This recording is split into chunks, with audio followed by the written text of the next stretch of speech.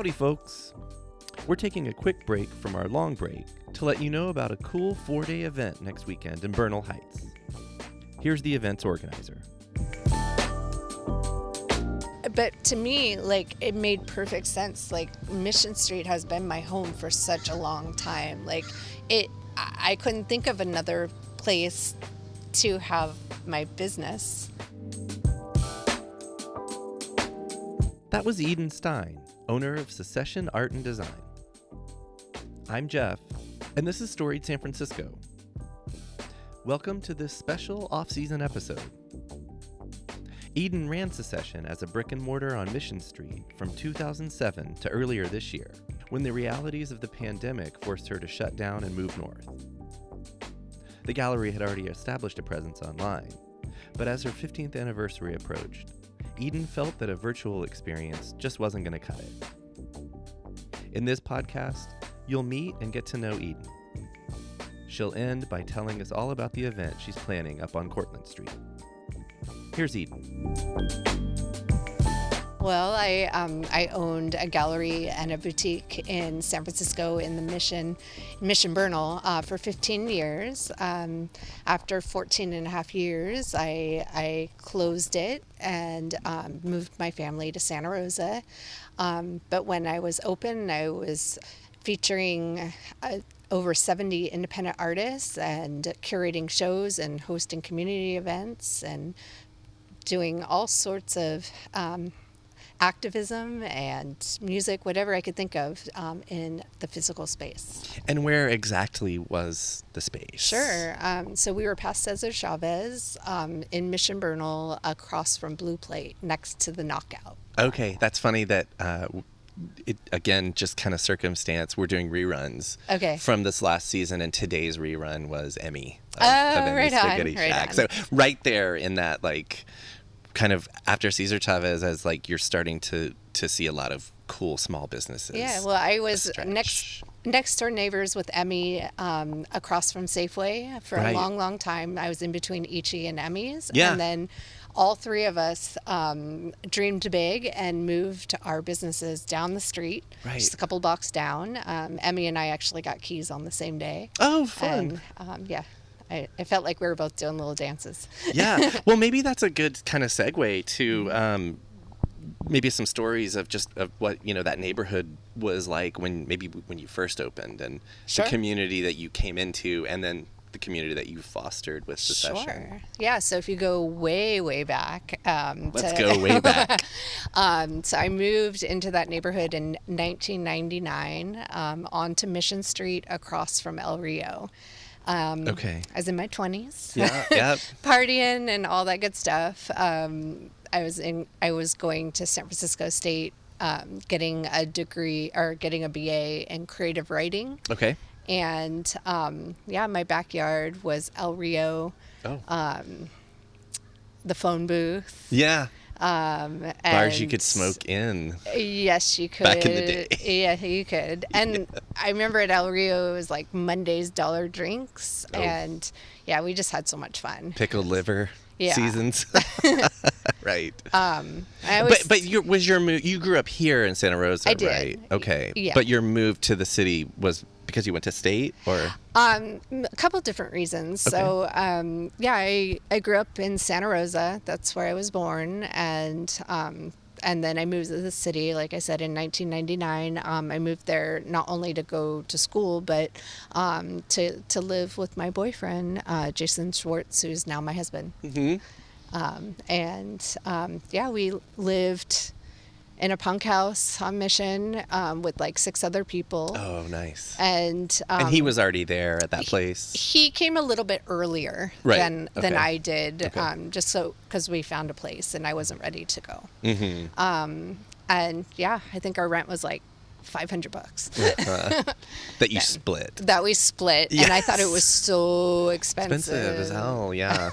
Yeah, well, speaking of the Wayback Machine. The Wayback Machine. There's hindsight issues there, but.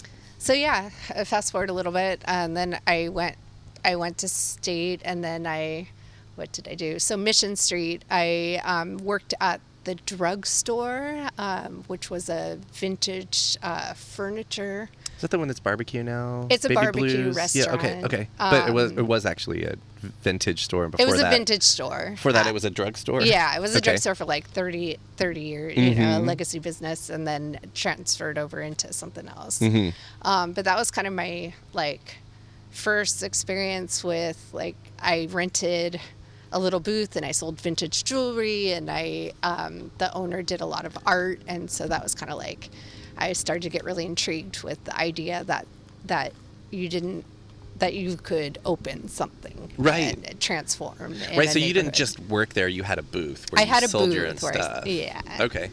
And it was the first time that I started like remixing jewelry. That was really a new concept to that world, where I was selling our local artisans, and yeah. So I was kind of playing around with some ideas that actually I ended up doing at Secession.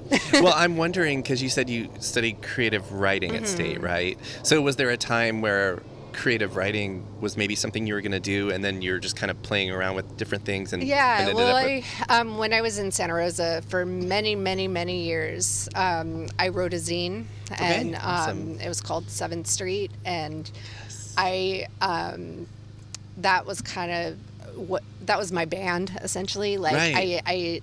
I traveled across the U.S. and Europe interviewing bands and writing, and just I did that for a long time, and so that really is why I wanted to go and do creative writing. I was really interested in poetry and short stories and documentation. Was it a music zine, or did it encompass some of those things? More just like a creative... It was a mix. Like, I've always been into not just one genre. So, like, you have a zine that you do interviews with ska bands. So, it interviewed many interviews with Jawbreaker and nice. Bikini Kill and Tiger Trap, and just... I left my Jawbreaker hoodie in the car because, as we've discussed, it's warm out here. It's warm out here. Freezing in the city. So I started my day with my Jawbreaker hoodie and left it in the car. Anyway. Yeah, I spent a lot of time at Gilman Street on the side of the stage with my camera and my little, like, video camera, and just documenting people's stories. Was totally what I was into in my teens and 20s. In, like, let's say the 90s. Yeah. I love it. Yeah. Were you doing this alone, the scene, 7th Street? Yeah.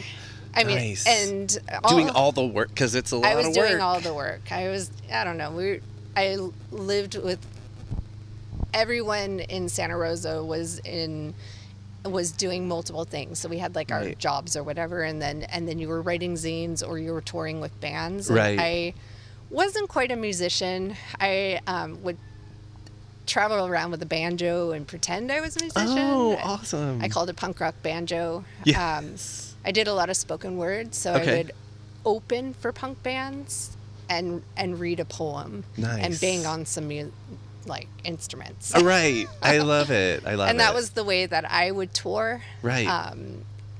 Without having to be in a formal band. So would this have been like your high school years, or did it go back earlier? Yeah, I mean, I started going to shows when I was 12. Right, so middle school. Yeah, junior high. Definitely junior high, like 8th and 9th grade. And yeah, my mom had a rule that I could stay out to 2 if I went to the East Bay, but I had to be home by 11 if I was home in Santa Rosa.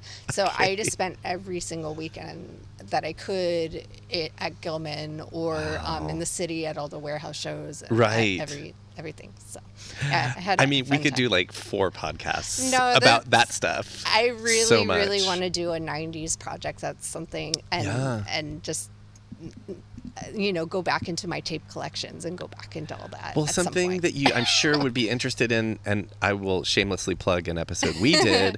Penelope Houston from the Avengers. She just retired recently, but she was doing the punk archive at the SF Public Library. Oh yeah. So like. I'll anything. have to connect with her. It's still a dream to do this. So. And I believe you can go to the library and see some of that stuff. Oh, cool. Now it's, I mean, she Penelope got an amazing collection, and I think there's still you know, just kind of adding to it in Yeah. perpetuity. But Fun. she had great stories from back in those days. So And fun. that's like right before my time here. I was doing some of that stuff in like Yeah. other cities, but Yeah. so I'm fascinated with what that world was like. Well, and Mission Street was so alive. There was so many Right. shows happening in houses Mm-hmm. and warehouses and just everywhere, like in the BART state. People just like find ways. And then when I was here, like we would go into the post office and we would plug in amps. Shows at the post office. Shows at the post office. I love Those it. were epic. Yeah. And I'm sure Kinko's was a big part of Kinko's the was zine a making world. Yeah. Mhm. I still call it Kinko's. I can't think help it. Kinko's does not exist anymore because It's of stupid FedEx. Well, no, it's not that. Not that. It's that everyone figured out how to hack their keys Right. and print their zines for free. Right. And also book their tours on their phones that you could call long distance. Mm-hmm. There's no So, charge. yeah, there was You don't no have to like charge. steal what was it, calling cards? Yeah. We would always anyway. Yeah. Yeah, it's a totally different world, and for me that speaks to a lot of the work that making a zine was back then. Yeah. You'd have to like do all Lay it the out. interviewing and photographing, Yeah. and then lay it out somehow, and then put it on a floppy Well, disk and there take it wasn't into computers back then, No. so it was all cut and taping paste. and Xeroxing, and then yeah. And it was all mail, so you would get these Right. fan letters from all across the U.S. love And it. like I remember, I got like a small grant from Maximum Rock and Roll. Love it. Yes. To put out my zine. And, Awesome. so yeah, like that was how you would basically just submit your zine to Maximum Rock and Roll, and then you would create this community. But it was all mail, and it was all pen pals, and then you would travel. So I remember driving from San Francisco to New Orleans. Oh wow. And you'd stop in Arkansas, and the bands were playing on the waterfront. So it was a very I different know time that before exact waterfront venue. the internet. Right. Yeah. Fun. Okay, so let's fast forward a little bit. So now you're in San Francisco, and you're at the what was the place called? The drugstore. What did they call it? That was called the drugstore. The drugstore. Okay. Yeah. So how do we get from there to opening Secession? Well, I mean, that was just something I kind of was testing the waters and selling at, and then I was a teacher for over a decade, and that's okay. kind of how we got to Secession more than Okay. the drugstore. But Okay. so yeah, I taught early childhood, preschool. I started in Glen Park, and then I was teaching in like Noe the Castro at Eureka Learning Center. Okay. And I got really close with a lot of the parents that I was teaching their kids. I was also nannying a lot, and just being really active with kids. And one of the parents owned an architecture firm on Mission Street across from Safeway, and he let me start hosting pop-ups at his venue every holiday. And then Pop-ups of this kind of the stuff that you were doing at the drugstore, similar stuff, or No, totally different. I was curating art, similar Okay. to what I was doing at Secession. So Okay. I was curating an art show and then bringing in a independent artists. I would bring in like 15 different artists that did like jewelry and clothing and all that. And so how did you find artists? Was it just people you knew, word of mouth, getting Definitely around, word of or- mouth. Yeah. I have a really interesting story about how I kind of entered into Let's that hear world. it. I've had a couple different careers through my life. So when I was teaching, I really had to like supplement my income, and I really, really wanted to be out vending. That was important to me at the time, and being out at street fairs. So somebody asked me to do an event and do a pop-up, and I was like, sure. And I was like, oh, I gotta figure out what I'm gonna make. What to do with it? Yeah. What I'm gonna make. Yeah. They had no idea I didn't make anything. Okay. And so I took a jewelry class, and I learned how to make a necklace. Okay. And so I showed up at their event, and I made 12 necklaces, and I called my business 12 Designs.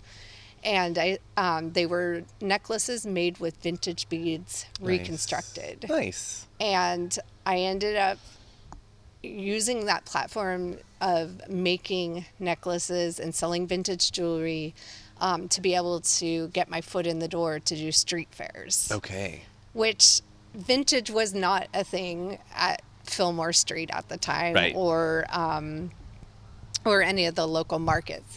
When I told them what I wanted to sell, they were like, "What do you do?" That? Yeah, right. It's pretty common now that you see vintage sellers. Some of the early markets, like Indie Mart, or that I did hundreds of her events all through the city. That was really fun. Okay. But yeah. And what years are we talking now, roughly? That would have to be the early 2000s. Like 05 or earlier? I'm trying to remember when I graduated. That's okay. So I graduated high school in 1995, college around 2001, so it was after college. Okay. So sometime 2003-ish, okay. around there. Got it. But yeah, I was teaching, and then I had a full-on career of selling jewelry. You had no time to just chill. I was young, and right, I had right. energy, and right. I didn't have a little one at that time. Right. So my husband was out playing music and doing all the band stuff. I was out being creative and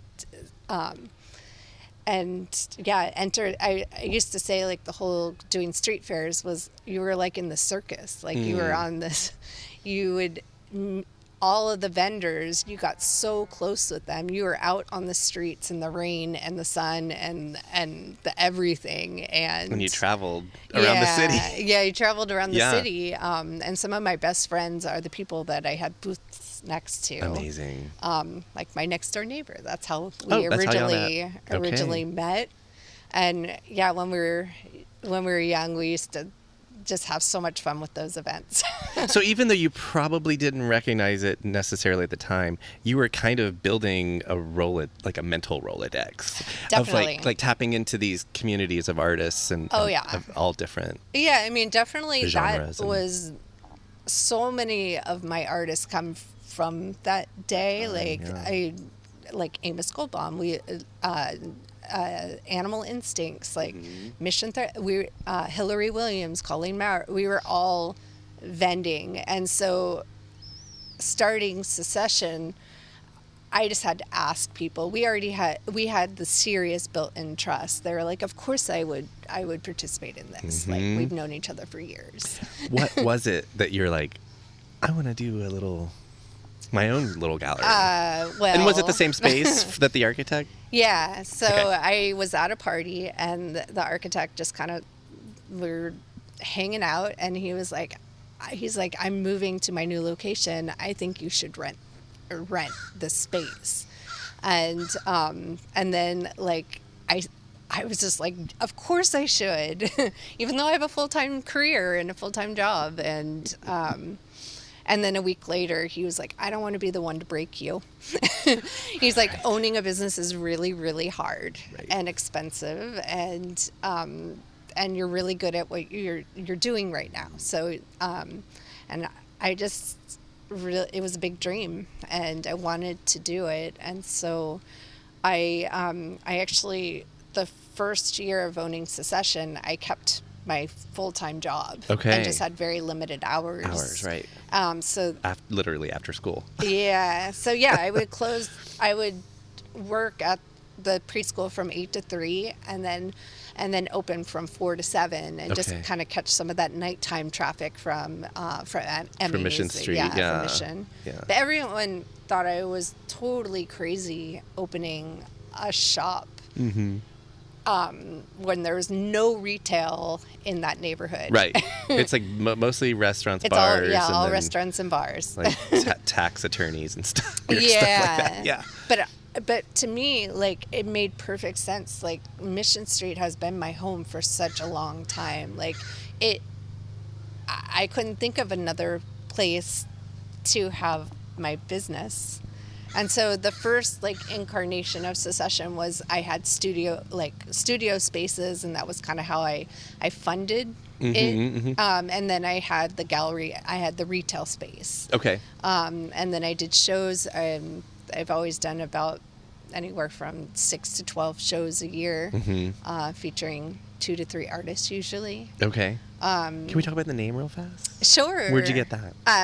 Secession Art and Design. Yeah. Secession comes from the secession movement in Austria in the early 1900s. Egon Schiele was one of the artists that I just absolutely loved.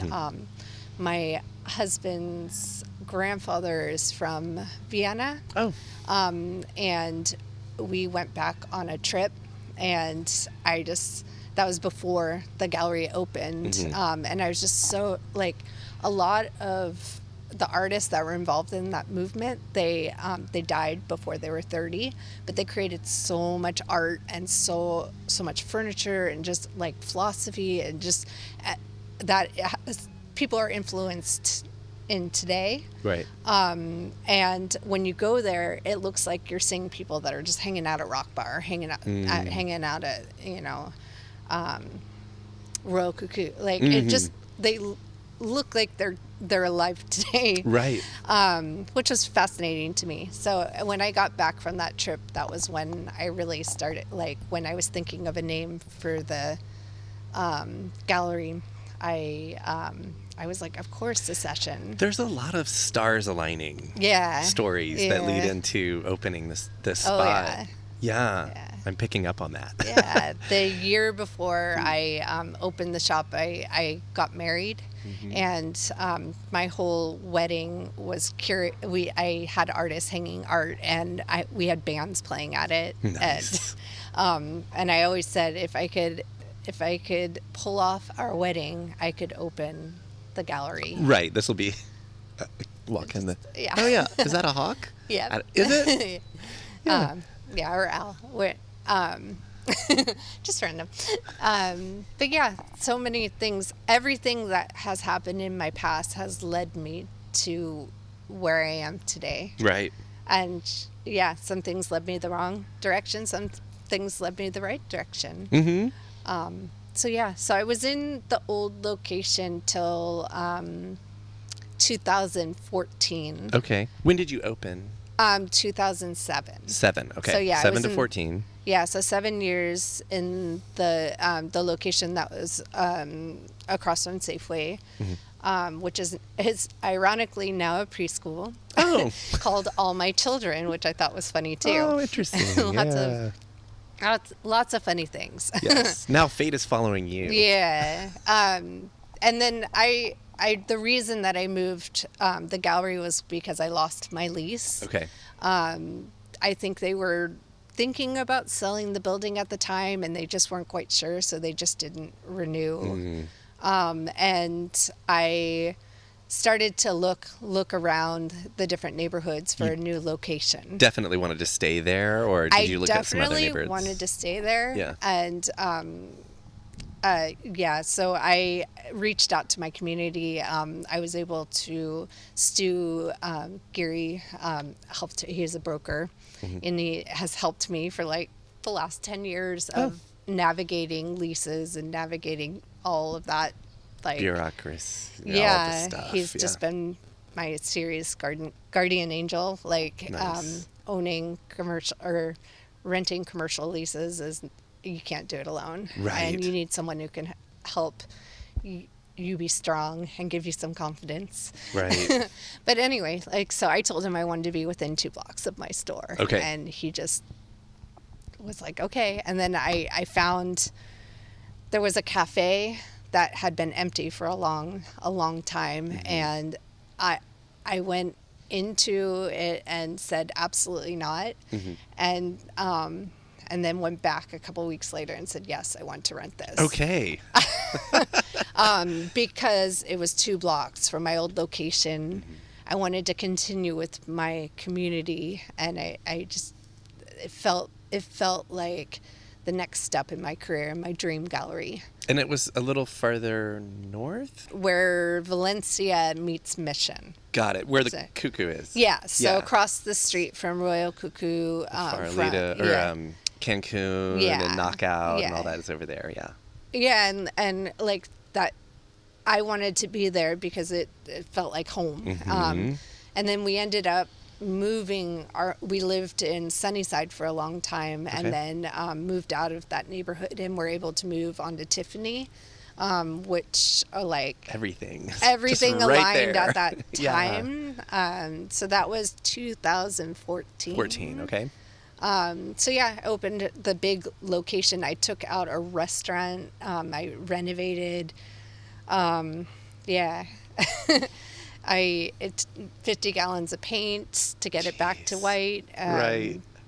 Yeah. Was lots of stories. I know it was a lot of work, but was it fairly seamless? Was it the fairly move? It was on Christmas Eve. We said goodbye to our last customer and we started packing. And then on Christmas Day, for some reason, I've always had to move my businesses around the holidays. Okay. But yeah, that particular move, we were moving on Christmas Day. Wow. And so we were rolling racks of clothing down Mission Street. Down the sidewalk. Down the sidewalk. I love it. And I just remember like nuns walking and drunk people and restaurants that were open just being like, go eat in. Yes.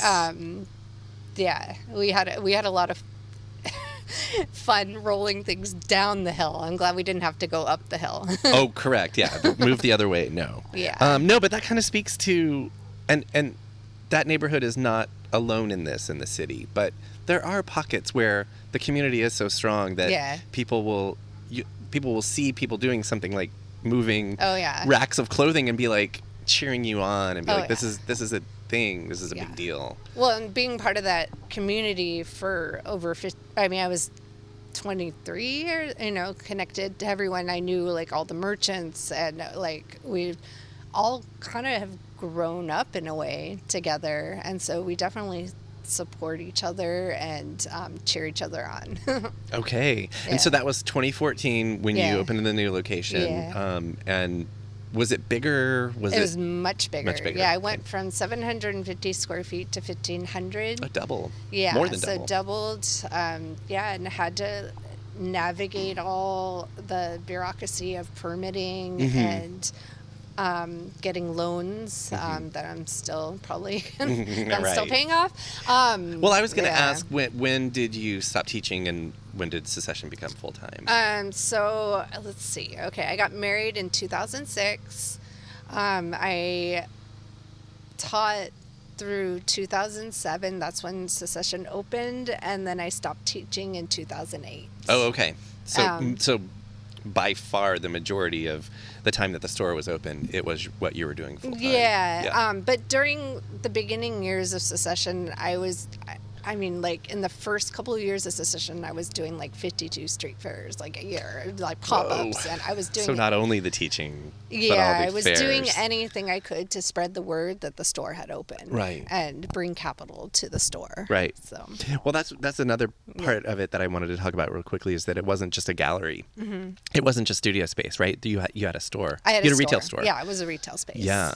And I want to hear in your words, but because I know what it was like to go in there. But like, what did you sell? So art, clothing, and jewelry, which was really kind of unusual concept to people too. Like I said, I like to kind of expand the genres and be able to not stay within the box. So I would do art shows. I would feature a graffiti artist and then an abstract artist, and just try to like really mix it up a little bit and see what would happen. And that's why I wanted to add the clothing. I wanted to add the jewelry so I could challenge myself artistically in a way, plan a show and then be like, well, what colors are going to go with what the makes show? sense and to bring it all together. I love it. I mean, it's in a kind way, of a big giant puzzle for me, and that's what kept me doing it for a long time. Yeah. So what happened to Secession? So Secession, I was at the new location. I was there from 2014 to 2022. Okay. So about 8 years. And during that time, I was really active in the Merchant Association. I was president of the association. And if you look back to 2016 to 2022, so much happened during those secession years. We had a 5-alarm fire in our neighborhood. Oh, geez. The 2300 Club, that one? one? The 3300. Or, sorry. That's okay. But yeah, the 3300 block burned down, and that really kind of... that was what the merchant community, we really got really close through those years. And then the red lanes was a big one. So there was like a lot of elements that really, and construction. I was under construction on Mission Street for 9 years of like my 15. So just a lot of things kind of challenges piled up, but Secession was really successful. And I closed with a bang. I started to kind of think about during the COVID years and the hustle of trying to figure out how to keep the business open. Like, I actually had an awesome landlord who like gave us rent reductions. Oh, nice. And so he really helped out with that. And I kind of changed my model to be a little bit more of a virtual one and more personal, so that I could deliver a piece of art to your doorstep. Were you doing any of that before, or was it more like kind of accelerated or necessitated by the pandemic? The pandemic definitely changed things for me, where I had to do like virtual parties, which was a really, I had a gallery space because I wanted people to get together. Right. And so I kind of took the pandemic as like, okay, well, how do I make it still personal and have a connection with someone without having to be close to them? Right. And so I just kind of, everything went online, and I operated out of the storefront, but more as a mail order fulfillment station, and a spot that I could go and think, because I also had a small child at that time. Yeah, my son was born in 2019, so before it. And that's another good story. Like, I didn't really realize being self-employed, I wouldn't have maternity leave. Right. So I had to fundraise for my maternity leave, which was 2 weeks. Okay. And so after 2 weeks... 2 weeks of leave. Yes. After that, I strapped my son to me, and I went back to work. And I remember during holiday trying to breastfeed and sell a customer a piece of jewelry at the same time. Right. And, and some moments. But people were really trusting and helpful. And, so my son was with me at the store every weekend for a year and a half. Amazing. Until COVID. Until COVID. Yeah. And then we transitioned to the remote model and being home. So you did this virtual version of Secession for almost 2 years or so. Yeah. And then what? Then we were able to open back up again, which was like so surreal and awesome. And people still didn't come out for a long time. So a lot of it was still virtual. Okay. Were you able to do events again? Not for a long time. Okay. I was really cautious about actually getting people together. Because it'd be like, we can have 5 people in here, if that, right? And we stopped serving any food or alcohol. Right. Or any wine at events. We just it was about meet the artist and then be on your way. Right. Like buy a piece of art. Hi. One person timed. Yeah. No, it was really interesting. It changed things. Like I had a event that I did every year with Hilary.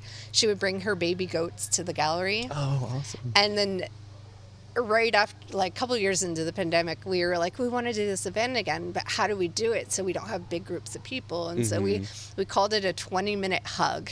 Oh, God. And we would only let in one family at a time, and they got a 20-minute hug, and we rotated people, and they got to hug a baby goat in the gallery. And so, yeah, you learn. I love it. Owning a business, you learn to be creative. Totally making lemonade out of, come on. Yeah. Because everything was everything turned upside down, and we had to adjust and figure things out.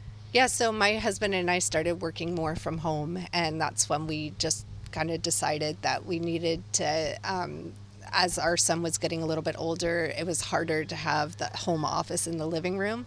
So we needed to think about what our next step was, and we started to look for a new home, and that was what we decided would dictate everything else. Right. So we ended up finding a house in Santa Rosa, and being able to have a 3-bedroom house so we could have the home office, and we could work from home and have space for Luca to play. And this was where I grew up, so it felt like a natural move home.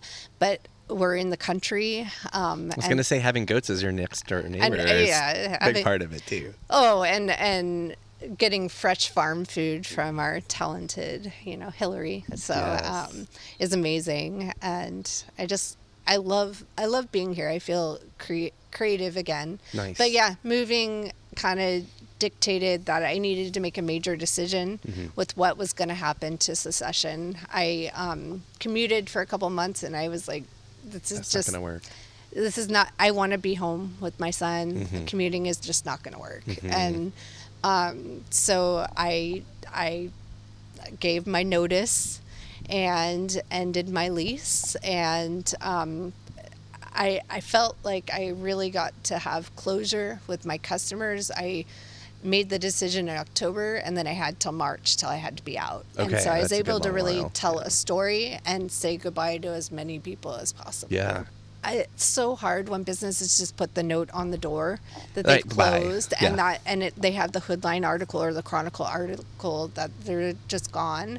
Like, my community was so important to me, and the decision to leave it was huge. So I wanted to hug my community. Totally. And so when I closed, I felt really good about the decision. I took a couple months off after I closed, and we were still moving, and so I just took that space to be with my family. And then I after a couple of months, I started to think about, well, all of my stuff online is about having a physical space. So I rewrote my website. So now Secession is totally a virtual space till I figure out professionally, or if there's a new storefront in the future, which... Except for why we're here. Let's hear all about it. Yeah. So that was the other part that was kind of eating at me, was I closed at 14 and a half years, and I always dreamed about having this like grand 15th anniversary. Yeah. Like I thought the gallery was going to be there for like I'll be a legacy business and be there for 30 years, but it just didn't. It didn't work out. But yeah, so I dreamed of having this big party, and like my graphic designer Heather Robinson, we always thought like, oh, we'll have like a wavy tube man. We had grand ideas. So I was gonna just be quiet and let it go. But then I just had a couple conversations with friends and family, and I was going to do a virtual event featuring artists. And I was like, wait, I just love being able to be around people. I love being able, a retail weekend is what I want. So I rented a gallery in Bernal, 307 Cortland, and I rented it from August 4th through 7th. Okay. And it is going to be a curated gallery that people can just stop in, say hello, shop, and not like I didn't want a one-night thing where everyone has to cram in and they don't get to say hi to anybody, like a wedding. Yeah, so this is going to be a new experience for me because normally my gallery shows run for 2 months. Okay. And I have a little bit of time to actually set them up. Our install is for 4 hours. Oh, and okay. we have And how many artists? 15 artists. Okay. That have multiple pieces. I was so excited to choose the 15 from previous years that people had shown, and just the art that is being created is really so much heart. And what I put out to everyone was like something that means a lot about your love for San Francisco or your love for your home. Love and letter. that meant something different to everyone. Right. So we definitely got a lot of incredible big pieces of Bernal Hill. Nice. Which I love. What are some of the neighbors? Like what part of Cortland? I'm trying to... So we're next to Holy Water. Okay. And we're basically in between Pinhole, Coffy. Yep. Veterans of this podcast. Yes. Holy Water, like really close to Succulents. Avadonos. Yeah. Right there. Yeah. So, and that everyone in that neighborhood have been really connected to as well. Over the years, it's just like Mission Bernal and Cortland. It's just like a small village. Yeah. Like we just all with know really each other. great weather. With really great. Yeah. Anything closing you want to say? Sure. So I hope that everybody will save the date and they will come see this curation in person and just come say hello and do a little shopping. I'll have our 94110 shirts and some of our inventory that is amazing that we have. And I'm just so excited to celebrate our anniversary party on the Friday, August 5th, and show you all of the art that is being created for this really special 15th anniversary.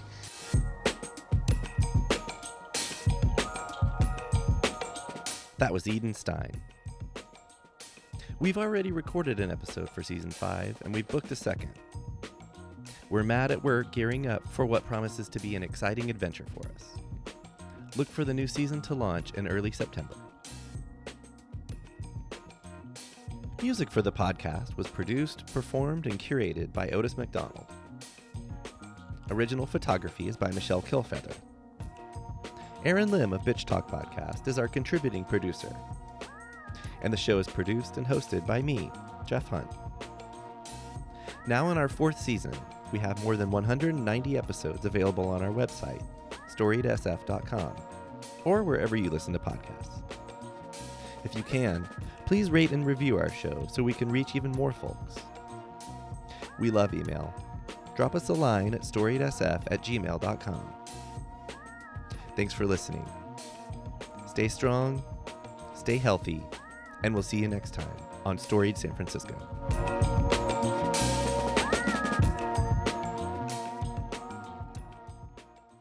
This podcast is a proud member of the BFF.FM podcast network. Learn more at podcast.bff.fm. BFF.FM, best frequencies forever.